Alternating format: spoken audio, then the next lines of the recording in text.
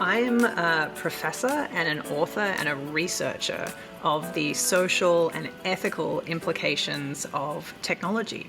And in particular, my focus for the last decade has been on artificial intelligence. So that means looking at how these very large technical networks that span the planet are already playing a powerful role in our everyday lives. And that means looking at all of the different aspects that they can influence, from how decisions get made, to how we receive our news, to how we understand ourselves in the world and other people.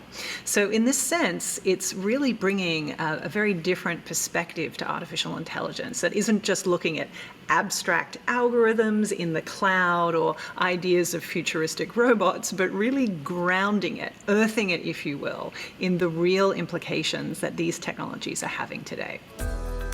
A lot of it has to do with almost speaking many languages, understanding how to speak the language of machine learning, understanding how to speak the language of social science, understanding how to speak the language of culture and aesthetics when working with artists. It really means that you have to be open to seeing the world in very different ways, very different to the things that I studied, things like law and political philosophy, which was sort of my basis before I really started moving into studying these deeper social and political impacts of technology.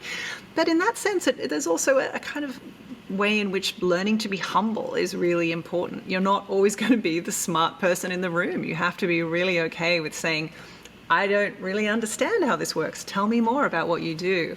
And really being open to learning about spaces, ideas, and ways of seeing that have been really different to the ways in which you were trained. And I think that's one of the most important things we can do when building teams that are going to be studying and working with artificial intelligence, because it affects so many people's lives around the world, which are very different. We need to be accustomed to thinking about complexity and difference, and being able to speak across those kinds of lines of different ways of seeing. So that's a challenge, but it's also really inspiring. You know, it's interesting. I've always been fascinated with the way in which we engage with technology.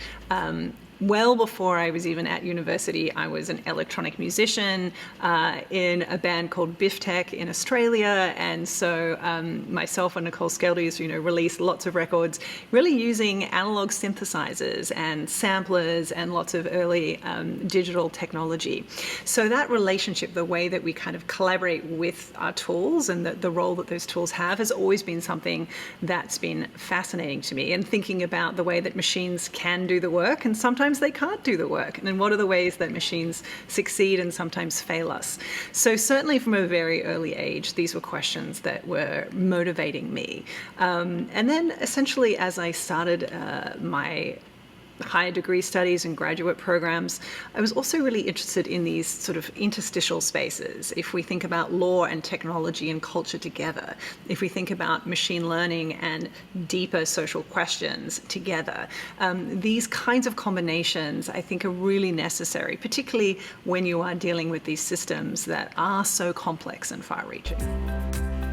Well, I feel like, we need to think about the slow burn and the difficulties along with those wonderful highlights. And certainly for me, when I was starting out, there really wasn't a field of people who were doing these social studies of artificial intelligence and machine learning. And so for me, really kind of building that space and working with people in very different types of disciplines has been slow but really rewarding work.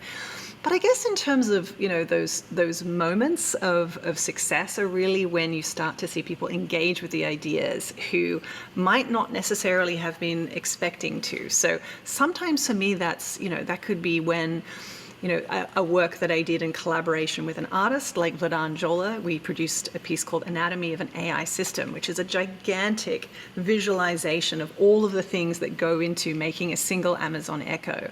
And that piece has now been shown in museums around the world. It's been in biennales and exhibitions in over 50 countries.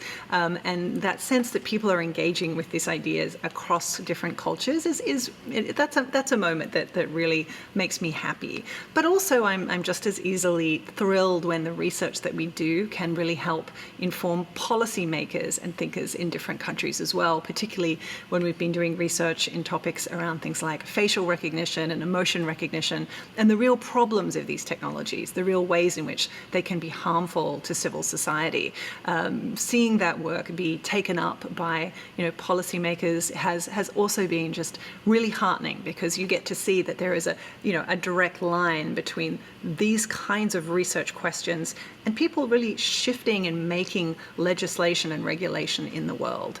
So that's another thing that I think people in this space can really enjoy and say this work matters, because right now people are desperately looking for ways to actually create safety rails around the way these technologies are influencing the world.